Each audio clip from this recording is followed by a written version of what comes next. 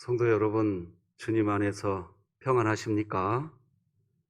오늘도 우리의 태신자, 우리들이 구원받기를 원하는 우리의 태신자 이름 위에 여러분의 따뜻한 오른손 올려놓으시고 따라서 기도해 주시면 고맙겠습니다. 하나님 아버지, 이 귀한 분이 예수님 믿게 하옵소서. 코로나19가 속히 종식되게 하소서. 예수님의 이름으로 기도드립니다. 아멘.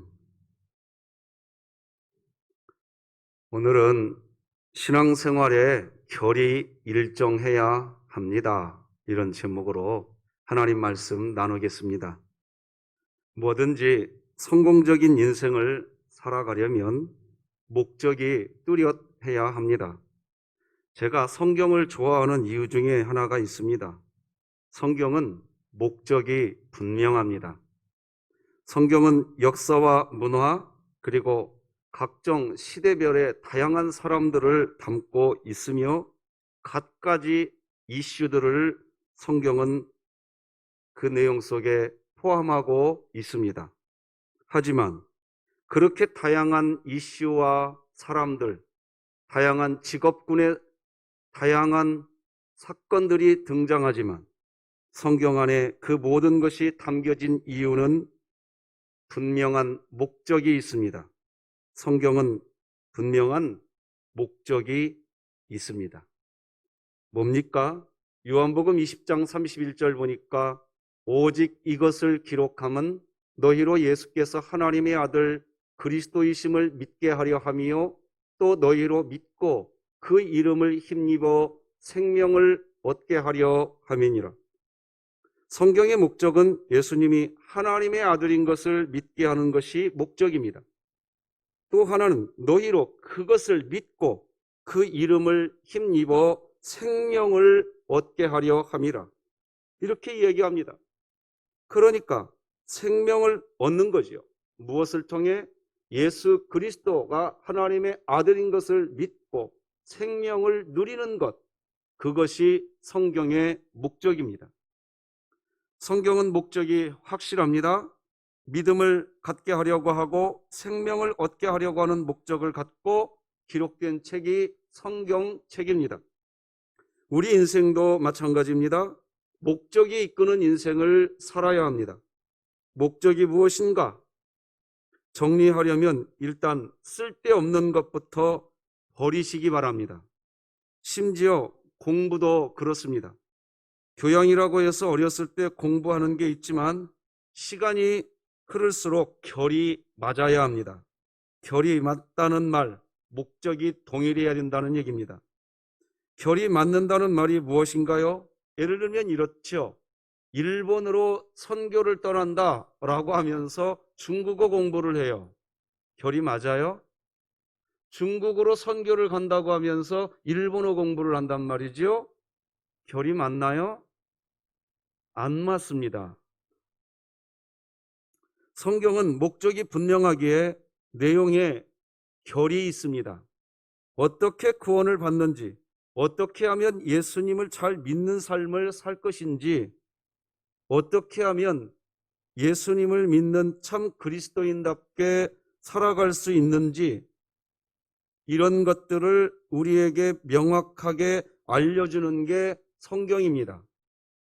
우리는 지금 신앙생활을 하고 있습니다. 신앙생활도 결이 있어야 됩니다. 우리는 이렇게 주일이면 어김없이 주일을 지키면서 처음에 스피커 소리 괜찮았습니다. 예, 자꾸 삑 소리 나는데 자꾸 이렇게 노터치 해주셨으면 좋겠습니다. 고맙습니다. 잘 만져주시려고 하는 마음 많은데요. 네. 우리는 이렇게 주일이면 어김없이 주일을 지키면서 하나님을 경배하는 생활을 지속적으로 하고 있습니다. 그렇다면 우리에게도 결이 있어야 됩니다. 무슨 결이 있어야 할까요? 시간이 갈수록 예수님을 잘 믿어지는 결이 있으셔야 됩니다. 시간이 흐를수록 우리 마음에 생명이 누려지는 결이 일정하셔야 됩니다. 죽이는 일이 아니라 사람을 살리는 결이 있어야 합니다. 그래서 예수님을 믿기 위해서 성경을 들고 교회에 다니고 계신다면, 그렇다면 사람들이 우리 진흥교회 성도들을 볼 때 결이 있는 게 보여야 합니다. 야, 저분 10년 동안 진흥교회 다니더니 참 믿음이 좋은 사람으로 변하고 있어. 이런 결이 있어야 합니다. 저분 계속해서 진흥교회 다니더니 저분은 생명이 있어. 저분과 이야기를 나누면 답답하다가도 하나님을 만나게 돼. 가깝게 지내고 싶은 분이야. 이렇게 시간이 흐를수록 이렇게 우리는 결이 있어야 합니다. 그런데 성경에 등장하는 니고데모는 이 결이 분명하지 않았습니다. 요한복음 3장을 보면 니고데모라는 사람이 등장하는데 이 사람의 관심은 예수님이 참 훌륭한 선생님이다, 랍비라는 것에 대해서 관심이 있었습니다. 예수님이 참 많은 것을 아시는 분이시구나, 이런 부분에 관심이 있었고, 또 하나는 표적이 나타나는 것을 보니까 야, 예수님은 대단한 분인데, 야, 저분 대단해 하는데 관심이 있었습니다. 세상 사람들을 보면 되게 그렇습니다. 저분이 능력을 행하네. 눈에 띄니까 관심을 갖고 굉장히 일 잘하네, 탁월하네, 그 교회가 능력이 있대. 그런데 관심을 갖습니다. 니고데모가 그런 유형의 사람이었습니다. 요한복음 3장 1절과 2절 보니까 그런데 바리새인 중에 니고데모라는 사람이 있으니 유대인의 지도자라. 그가 밤에 예수께 와서 이르되 랍비여, 우리가 당신은 하나님께로부터 오신 선생인 줄 아나이다. 하나님이 함께 하시지 아니하시면 당신이 행하시는 이 표적을 아무도 할 수 없음이니이다. 그러니까 하나님으로부터 온 선생, 랍비라고 이야기합니다. 또 하나는 하는 것을 보니까, 예수님이 하는 걸 보니까 하나님께로부터 오지 않으면 이런 일을 할 수가 없어. 그래서 하나님께로부터 왔다는 것, 결국 관심이 두 가지로 축약되죠. 랍비라는 것과 표적이라는 것이 니고데모의 관심이었습니다. 그런데 이게 구원과 무슨 관계가 있냐는 겁니다. 여러분, 오늘 교회에 랍비를 만나러 오셨나요? 표적을 보러 오셨어요? 번지수 잘못 찾으셨습니다. 교회에 오시는 것은 하나님을 만나러 오시기 바랍니다. 교회에 오랫동안 다니는 분이라면 하나의 결이 있어야 한다고 했습니다. 진흥교회는 서던동에서 40년이 넘게 하나님을 예배하는 교회가 되었습니다. 은혜입니다. 시간이 흐를수록 사람들로부터 저분은 참 믿음이 좋아졌어, 이런 말을 듣고 계시나요? 아니면 시간이 흐를수록 저분은 생명을 나누는 분이야, 저분과 함께 하루를 지내면 하나님과 가까워지는 게 내 영혼이 느껴져. 여러분, 우리에게 신앙의 결이 있으면 우리는 지금쯤 40년이라는 시간이 흘렀으므로 지금쯤 이제 그런 이야기를 듣고 지내는 분들이 많이 있어야 합니다. 그게 교회의 실력입니다. 그런데 만약 우리가 그렇지 못하다면 왜 그럴까요? 교회에 다니지 않아서일까요? 아닙니다. 니고데모와 같이 랍비라는 것과 표적이라는 것, 그것에 관심을 갖고 있기 때문입니다. 얼핏 보면 하나님을 잘 믿는 것처럼 여겨집니다. 그러나 니고데모는 근심하며 돌아간 걸 아십니까? 오늘 여러분은 주일날 교회에서 모든 예배를 마치고 집으로 돌아갈 때 하나님을 만난 찬양과 감사만 있기를 바랍니다. 어떤 분들은 그렇지 않습니다. 안타까운 일이지요. 니고데모의 관심이 랍비와 표적이라는 것, 이 관심의 열정이 얼마나 많았느냐면 밤에, 사람들이 이동하지 않는 밤에 예수님을 찾아옵니다. 관심이 있기 때문이지요. 그런데 니고데모의 관심은 결이 일정한 관심이 아니었습니다. 성경이 목적하는 결에 맞는 관심이 아니었어요. 니고데모의 이런 관심은 정작 자신의 구원과 아무런 관계가 없었습니다. 그렇게 구원과 연관된 거듭남에 대한 이야기를 예수님이 하시자 도무지 이해를 못합니다. 3절과 4절을 읽어드리겠습니다. 예수께서 대답하여 이르시되 진실로 진실로 내게 이르노니 사람이 거듭나지 아니하면 하나님의 나라를 볼 수 없느니라. 니고데모가 이르되 사람이 늙으면 어떻게 날 수 있사옵나이까? 두 번째 모태에 들어갔다가 날 수 있사옵나이까?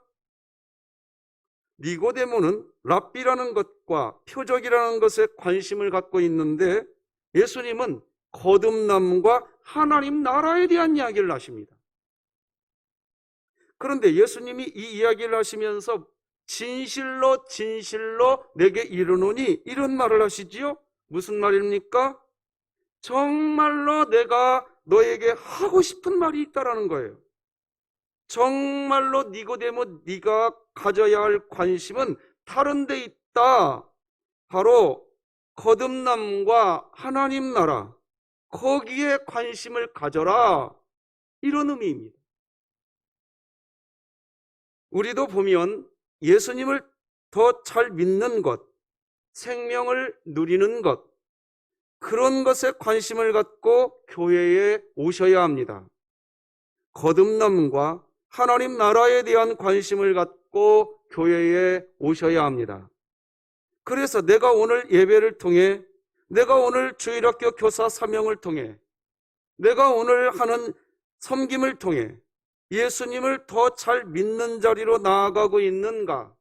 내가 그 일을 할수록 내 안에서 의와 평강과 희락이라고 정의되는 하나님 나라가 그 일을 하면 할수록 내 심령 안에서 더 누려지고 있는가? 여기에 관심이 있으셔야 된단 말이지요. 그래서 그거에 관심을 갖고 신앙생활을 하면 결국 내가 행복해집니다. 내 영혼이 구원을 받는단 말이지요. 내 안에 생명이 더 가득해져서 생명을 나누는 사람으로 살아가야지 하는 그런 결, 그 결이 있으셔야 합니다. 그 결이 있는 분에게 증명이 되는 일이 바로 결국 하나님 사랑, 사람 사랑입니다. 예수님이 진실로 진실로 내게 이르노니 사람이 거듭나지 아니하면 하나님 나라를 볼 수 없느니라 라고 하십니다. 즉 니고데모야, 네가 지금 무엇에 관심을 가지고 있니? 너는 지금 거듭남과 하나님 나라에 대한 관심을 가져야 돼. 그것을 가지고 예배당 예배하러 나와야 해. 주님이 지금 그 이야기를 하시는 거예요. 교회는 항상 거듭남과 하나님 나라에 관심을 가져야 합니다. 거듭남과 하나님 나라에 관심을 가지지 않으면 니고데모와 같이 됩니다. 랍비, 표적에 관심을 갖습니다. 뭔가 눈에 띄는 것에, 뭔가 들려오는 소리에 관심을 갖습니다. 뭘 했다, 뭘 하지 않았다, 누가 그런 말 하더라, 이런 것에 관심을 갖습니다. 그 사람이 랍비인데 대단하다, 대단하지 않다, 그런 말장난만 합니다. 지금도 보세요. 만약에 저도 목사지만요, 제가 어떤 책을 하나 썼다고 하십시다. 그래서 제가 쓴 책이 신기하게도 우리나라의 주요 서점들에서 베스트셀러, 아주 인기 있는 책이 되었다고 하십시다.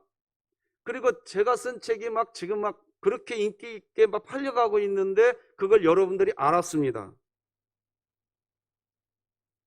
자, 그러면 성도님들이 교회에 올 때, 야, 목사님이 책 썼는데 굉장히 인기가 많대 하면서 여러분은 그런 목사님이 목회하는 교회에 오면서 무엇에 관심을 갖는가 하고 보았더니 그 목사님과 목사님이 쓰신 책에 관심을 갖습니다. 베스트셀러가 되었으니 목사님과 목사님이 쓴 책에 관심을 갖고 교회에 오는 것을 탓할 수 없을 겁니다.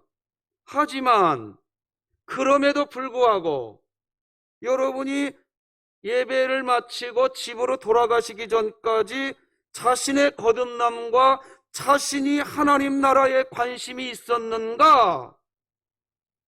예배도 드리고 교회에서 많은 일들을 했는데 목사님과 목사님이 쓴 책에 대한 이야기가 핫 이슈만 되고 내 자신의 거듭남과 내가 누릴 하나님 나라에 대한 관심은 없이 많은 사람들이 돌아갑니다. 저는 이게 너무 안타깝습니다. 자랑이 아니지만 어떤 분이 저에게 연락 왔더라고요. 어떻게 알았는지 목사님 설교 영상을 유튜브로 봤는데 설교집을 하나 내드릴까 해서 연락했어요. 안 낸다고 그랬어요. 나는 그럴 잼도 안 되고 그럴 사람도 아니라고 그랬어요. 이 교회에서 내가 드러나는 성도들이 하나님을 못 봐요. 믿으시기 바랍니다. 난 그게 싫은 거예요.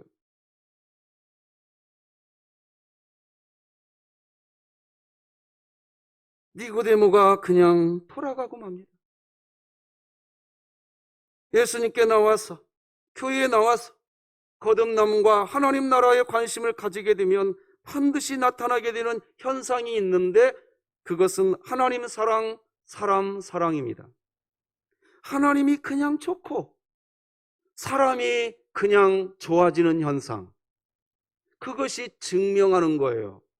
내가 거듭남과 하나님 나라에 관심을 갖고 예배당에 왔는가, 다른 거에 관심을 갖고 예배당에 왔는가를 증명하는 게 뭐냐? 성경은 결국 하나님 사랑, 사람 사랑. 그래서 10계명이 10개의 계명인데 안식일을 기억하라 가운데 있는 계명 빼고 앞에는 하나님 사랑, 뒤에 계명은 사람 사랑입니다. 그걸 지키라고 하는 거예요.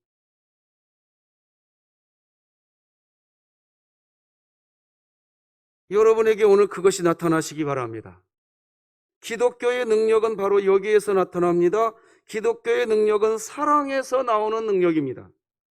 성경을 보면 예수님이 병을 고치고 기적을 행하는 내용이 등장합니다.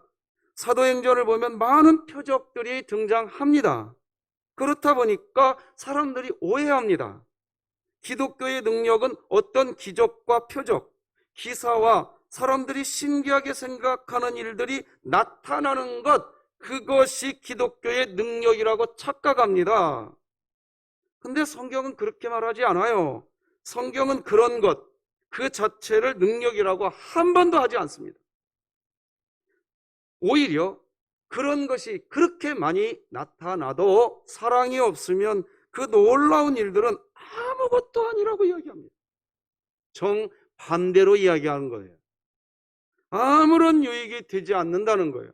기적이 나타나고 표적이 나타나도 사랑이 없으면 꽹가리와 같다는 거지요. 우리 고린도전서 13장 1, 2, 3절 다 같이 읽겠습니다. 시작. 내가 사람의 방언과 천사의 말을 할지라도 사랑이 없으면 소리나는 구리와 울리는 꽹가리가 되고, 내가 예언하는 능력이 있어 모든 비밀과 모든 지식을 알고 또 산을 옮길 만한 모든 믿음이 있을지라도 사랑이 없으면 내가 아무것도 아니요, 내가 내게 있는 모든 것으로 구제하고 또 내 몸을 불사르게 내줄지라도 사랑이 없으면 내게 아무 유익이 없느니라. 기독교의 능력은 그 일이 사랑으로 충만한가 하는 거예요. 일이 잘 되었는가가 아니란 말입니다. 모든 지식을 가지고 있는데 오래 참아주는가? 온유한가? 시기하지 않고 자랑하지 않는 상태, 그것이 기독교의 능력입니다. 산을 옮길 만한 상태이지만 무례히 행하지 않습니다. 자기의 유익을 구하지 않고 성내지 않습니다. 그것이 능력이라고 이야기합니다. 고린도전서 13장 4절로 7절이 그렇게 이야기하죠. 사랑은 오래 참고 사랑은 온유하며 시기하지 아니하며 사랑은 자랑하지 아니하며 교만하지 아니하며 무례히 행하지 아니하며 자기의 유익을 구하지 아니하며 성내지 아니하며 악한 것을 생각하지 아니하며 불의를 기뻐하지 아니하며 진리와 함께 기뻐하고 모든 것을 참으며 모든 것을 믿으며 모든 것을 바라며 모든 것을 견디느니라. 여러분, 오늘 본문을 보면 모르드게가 에스더에게 전해달라고 하는 말이 13, 14절에 나오지요. 모르드게가 그를 시켜 에스더에게 회답하되 너는 왕궁에 있으니 모든 유다인 중에 홀로 목숨을 건지리라 생각하지 말라. 이때에 네가 만일 잠잠하여 말이 없으면 유다인은 다른 데로 말미암아 노임과 구원을 얻으려니와 너와 네 아버지 집은 멸망하리라. 네가 왕후의 자리를 얻은 것이 이때를 위함이 아닌지 누가 알겠느냐? 자, 이 말을 전해 들은 에스더가 이제 모르드게에게 대답을 합니다. 우리 16절 같이 읽어보십시다. 시작. 당신은 가서 수산에 있는 유다인을 다 모으고 나를 위하여 밤낮 3일을 먹지도 말고 마시지도 마소서. 나도 나의 시녀와 더불어 이렇게 금식한 후에 규례를 어기고 왕에게 나아가리니 죽으면 죽으리이다 하니라. 자, 여러분, 에스더에게 어떤 기적을 행할 능력이 있어서 지금 왕 앞으로 나아가겠다 하는 게 아니에요. 랍비와 같은 지식이 있고 언변이 있어서가 아닙니다. 죽을 수 있는 일입니다. 당시 바사 제국, 세계사에서는 바사라고 하고 페르시아죠. 세계사에서는 페르시아고 성경에는 바사 제국이라고 나오죠. 이 페르시아 제국의 법에는 왕이 부르기 전에 아무리 왕후라 할지라도 왕 앞으로 나아갈 수가 없던 법이 당시의 법이었습니다. 죽게 됩니다. 그런데 에스더가 죽으면 죽겠다는 거예요. 말씀드린 것처럼 이렇게 행동하면 왕후라 할지라도 목숨을 지키기가 어렵습니다. 그런데 그렇게 하겠다는 결단을 합니다. 어디서 이런 결단이 나올까요? 바로 이런 결단이 기독교의 결단인데 결이 있는 신앙생활을 하는 사람에게만 나타나는 특징입니다. 무슨 결이냐? 에스더가 자기가 죽을 수 있는 상황인데도 백성들이 죽도록 놔두고 싶지 않은 거예요. 왜 그런 마음이 들었느냐? 신앙생활을 하루 이틀 한 달 1년 10년을 하다 보니 신앙생활은 결이 있더라는 거예요. 하나님 사랑, 사람 사랑이라고 하는 결이 있더라는 거지요. 그 에스더는 그 결이 있었던 거예요. 결이. 그것이 꾸준하게 있다 보니까 에스더의 마음속에 사랑이 있었던 겁니다. 백성들이 죽으면 안 된다. 설령 내가 죽는 한이 있어도. 그래서 이런 결단이 나온 거지. 모르드게가 하루아침에 이 말하니까 그 말 때문에 자기 목숨 내놓을 사람 있을까요? 어려워요. 이게 실력인 거예요. 모르드게의 말 때문에 에스더가 결단했다? 난 그런 사람 못 봤어요. 꾸준한 결이 있었기 때문이에요. 사랑이죠. 기독교의 결, 사랑입니다. 사랑 때문입니다. 하나님을 사랑하고 백성들을 사랑하는 마음, 에스더의 마음에 그런 사랑이 있었기에 자신의 목숨이 위태로운데도 조롱을 당할 수 있고 자신의 지위가 박탈되어 결국에는 사망할 수도 있는데 결단을 한단 말이에요. 바로 거듭남을 경험한 사람, 하나님 나라를 지켜내고 싶은 사람, 하나님을 사랑하고 사람을 사랑하는 사람만이 할 수 있는 고백인 거예요. 흉내낼 수 있는 고백이 아닙니다. 많은 사람들이 교회에 오면서 교회 일에 관심을 갖습니다. 나쁘지 않아요. 내가 섬기는 교회의 일에 관심 갖는 건 아름다운 일이에요. 그러나 그 일만 관심 갖다가 돌아가는 게 문제라는 거지요. 목사님에 대해서, 다른 성도들에 대해서 관심을 갖습니다. 그 주간 동안 교회에 있었던 일에 관심을 갖습니다. 그렇게 관심을 갖는 그 마음에서 멈추면 안 된다는 거지요.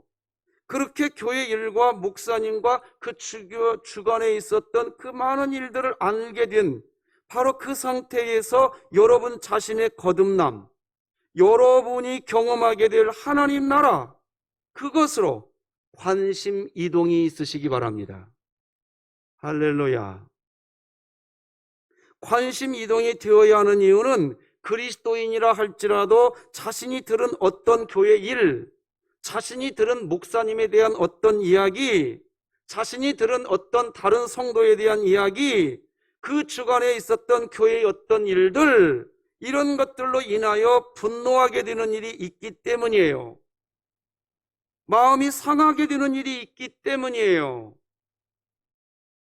데이비드 폴리슨이라는 사람이 있어요. 그 사람이 우리나라에도 번역이 된 책이 하나 있습니다. 악한 분노, 선한 분노라는 이 자신의 책에서 삶에서 일어나는 모든 분노를 선하게 사용할 수 있어야 한다는 말을 합니다. 그러면서 그리스도인들이 반드시 가져야 할 하나님 나라의 마음이 있다고 이야기합니다. 바로 이겁니다. 다 같이 읽어봅시다. 시작. 자비에 기초한 건설적인 불만 또는 분노, 이렇게 설명할 수 있어요. 사람이 살아가면서 겪게 되는 모든 분노는 어떤 도덕적 판단으로 시작되며 불쾌한 감정을 가지게 됩니다. 특히 내가 이렇게 중요하게 생각하는 것인데 이건 아니야, 이건 아니지, 그런 감정이 우리 마음속에 쏙 들어오게 됩니다.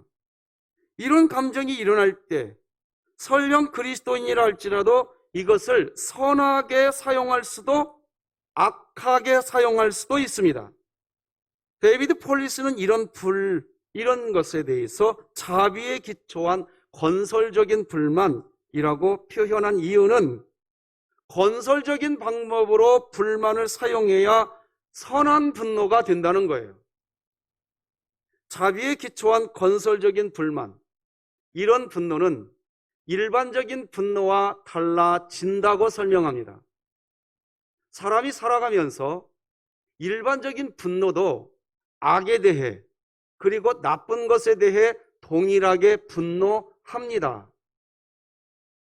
그러나 자비에 기초한 건설적인 분노, 불만은 상대방에 대해 적개심을 품지 않는 것이 특징이라고 이야기합니다. 사람들이 착각하는 것 중에 하나는 선한 분노를 품으면 내가 표출하는 방식도 선하다고 생각하는 것입니다. 그러나 내가 선한 분노를 가졌지만 그것이 표출되는 방식이 악할 수도 있다는 것을 알아야 한다고 설명합니다. 그것이 건설적인 방향으로 나아가지 않으면 악에 대한 분노일지라도 선한 분노가 아닌 악한 분노로 귀결되고 그 분노 때문에 마귀가 뛰노는 마당이 되고 만다고 설명합니다.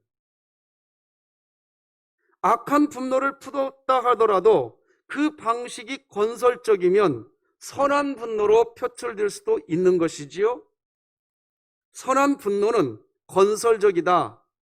자신의 마음속에 이 문제는 심각한 문제이고 참기 어려운 일이라고 생각될 수 있습니다. 그런데 그때 자비에 기초한 건설적인 불만의 마음을 갖지 않고 그저 내가 바로 잡아야겠어, 그런 생각이 들기 시작하면 설령 선한 마음을 갖고 한 말이라 할지라도 악한 분노가 된다는 겁니다.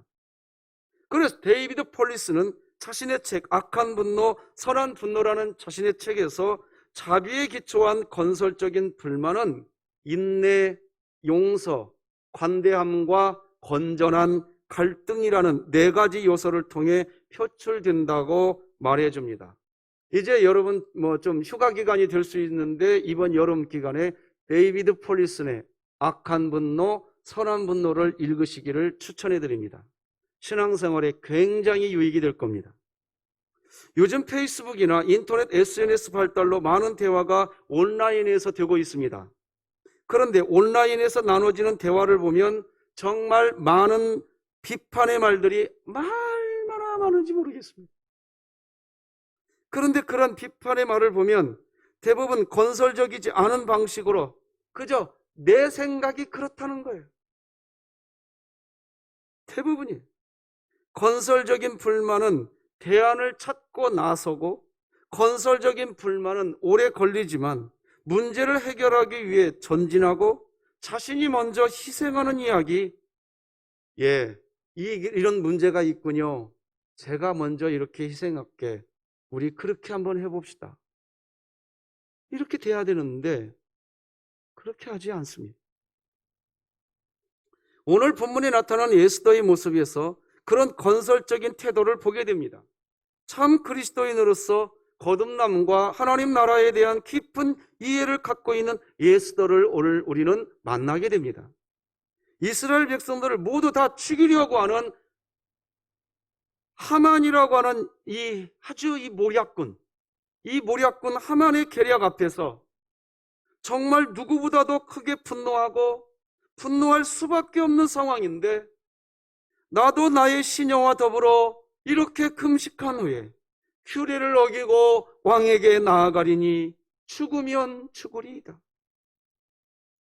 자기 자아 포기하지요?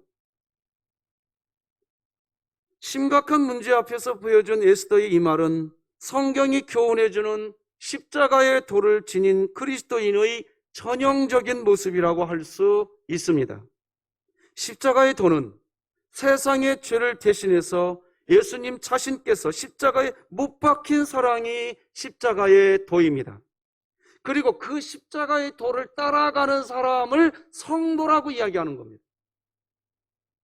주님이 죄가 없는 그분이 십자가에 못 박혀 죽으신 것처럼 나도 아무런 죄가 없지만 이 어그러진 이 상황을 해결하려고 하니 내가 십자가에 못 박히는 이 방법 외에는 다른 방법이 없으니 내가 십자가의 도를 따라가겠습니다. 그렇게 그 도를 따라간다 해서 성도인 겁니다. 그런데 그걸 안 따라가고 나는 오늘 하나님 믿어. 이건 정말 간격이 넓은 겁니다. 간격이 좁아지시기 바랍니다. 할렐루야. 심각한 문제 앞에서 보여준 에스더의 말, 전형적인 그리스도인의 모습. 십자가의 도는 세상의 죄를 대신해 쓴 예수님의 사랑. 사도 바울의 말로 표현하면 나는 죽고 예수님으로 살아가는 인생입니다. 나는 죽고 예수님으로 산다는 말을 구원을 받은 그리스도인들은 동의합니다. 하지만 세상 사람들은 그 말처럼 미련하고 어리석은 말이 없다고 생각합니다. 여러분들은 어떻게 생각하십니까? 우리 다 같이 고린도전서 말씀 읽어보십시다. 1장 18절 시작. 십자가의 도가 멸망하는 자들에게는 미련한 것이요 구원을 받는 우리에게는 하나님의 능력이라. 여러분에게 정말 능력 맞습니까? 능력이 되시기 바랍니다. 이것이 그리스도인과 세상 사람의 결정적인 차이점인 것입니다. 본문의 에스더는 지금 십자가의 도를 붙잡은 것입니다. 데이비드 폴리슨이 말한 자비에 기초한 건설적인 불만, 그것을 가지면 결국 불만으로 가득한 상황에서도 인내, 용서, 관대함과 건전한 갈등 해결의 길로 나아가게 됩니다. 반면에 건설적이지 않은 불만은 대안이나 노력이 없이 단지 마음의 감정만 쏟아낼 뿐입니다. 그것이 또 특정 대상이나 인물에 대한 적개심을 동시에 품고 있다면 선한 분노를 가장한 아주 나쁜 악한 분노입니다. 토마스 프리더먼이라는 사람이 있습니다. 이 프리더먼은 늦어서 고마워 라는 책이 있어요. 이게 굉장히 좋은 책이에요. 이 책도 추천합니다. 늦어서 고마워. 온라인에서 나눠지는 대화들, 앞서 말씀드린 것처럼 SNS나 기존의 체계를 파괴하는 데는 효율적이지만 사회적 건설에는 비효율적이라고 지적합니다. 온라인에서 나눠지는 수많은 대화들, 즉 SNS가 사람들을 선동하고 기존의 체제를 무너뜨리는 데는 아주 효율적이지만 새로운 규칙을 만들고 새로운 사회를 만드는 데는 도움이 되는 방향으로 가지 못하고 있는 현 시대를 정확한 데이터를 갖고 우리에게 제시해 줍니다. 우리의 모든 분노는 반드시 건설적인 분노이어야 하고 그것은 자비를 기초로 할 때에 선한 방향으로 나아갈 수 있게 됩니다.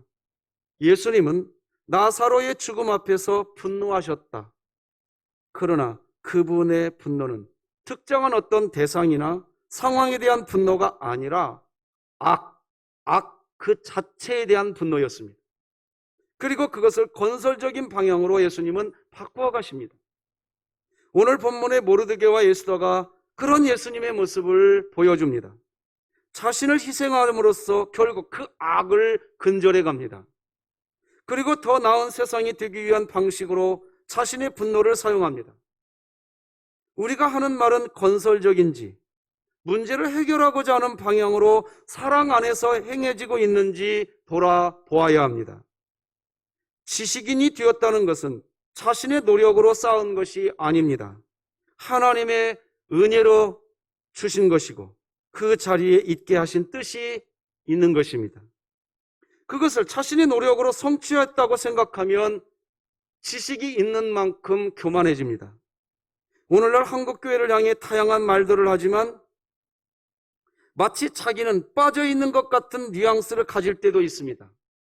그리스도의 공교회라는 것은 부족한 교회, 그리고 비난을 받는 교회들도 모두 하나의 그리스도의 몸이라는 것입니다.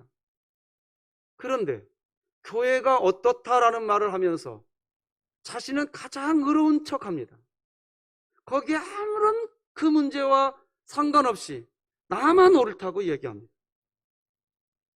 철저하게 교만입니다. 진짜 내 가족을 위하고 진짜 우리 공동체를 원한다면, 이해한다면 내가 희생하겠습니다. 믿습니까? 오늘 예수다가 보여준 건 그겁니다. 내가 있는 삶의 자리에서 하나님의 나라를 이루며 산다는 것은 거창한 비전이 아닙니다. 어떤 큰 프로젝트를 성사시켜야 되는 일이 아닙니다. 지금 있는 삶의 여러 가지 아픔들을 자비에 기초한 건설적인 불만으로 표출하기만 해도 여러분은 오늘 하나님 나라를 이루실 겁니다. 직장, 교회, 가정, 그리고 우리가 사는 삶의 모든 영역에서 우리는 그리스도인의 주권이 이루어지기를 기도하며 살아가야 할 것입니다. 오늘 하나님께 예배드리는 자리에 나온 것은 랍비를 만나거나 표적을 경험하려고 하는 게 아니어야 합니다. 결이 일정하십시오. 예배를 통해 내 영혼이 죄에서 거듭남을 경험하십시오. 나의 삶이 하나님 나라 안에서 살아가는 삶이 되도록 예수님을 더 잘 믿는 믿음이 되셔야 하고 영생을 얻는 일이 되셔야 합니다. 그때 이 모든 것을 더하시리라. 질병을 치료하시는 하나님, 우리의 인생의 문제를 해결해 주시는 주님, 여러분 반드시 만나시게 될 겁니다. 그런 복 누리시기 바랍니다. 기도하시겠습니다. 하나님 아버지 감사합니다. 오늘도 우리를 하나님을 예배할 수 있는 자리로 부르셨습니다. 우리의 거듭남이 관심이 되게 하여 주옵소서. 하나님 나라가 우리의 관심이 되게 하여 주시옵소서. 그래서 모든 예배를 마치고 돌아갈 때 우리 마음속에 하나님 사랑, 사람 사랑으로 주의 영광을 드러내게 하여 주옵소서. 예수님의 이름으로 기도합니다. 아멘.